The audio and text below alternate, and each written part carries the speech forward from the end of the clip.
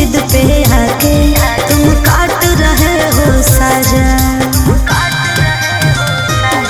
सुनो मेरे दुल्हे राजा अब तो वापस आजा, क्यों अपने जिद पे आके तुम काट रहे हो साजा। चढ़ल जवानिया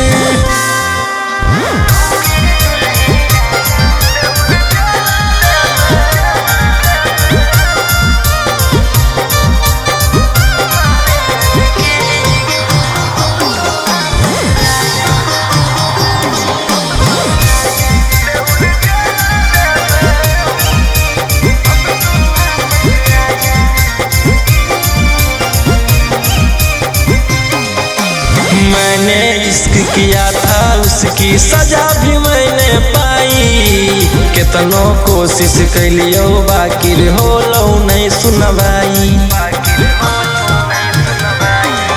अरे जब ले तू माफी मन भी धर के हमर गोड़ रे, हो तो नहीं तोर बेल चाहे कतनो लगा ले जोड़ रे।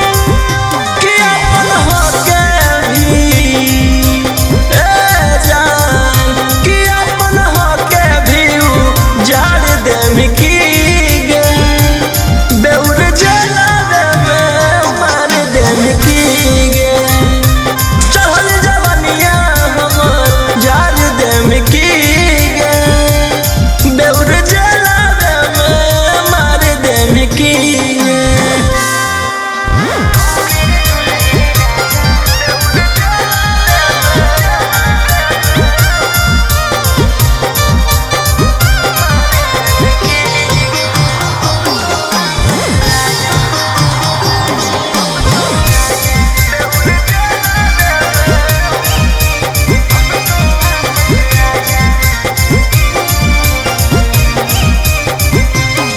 आगे प्यार से तोरा रखलियो बाकी कर देनी झमेला, हमारा भेज के जेल राजी करो ही अकेला।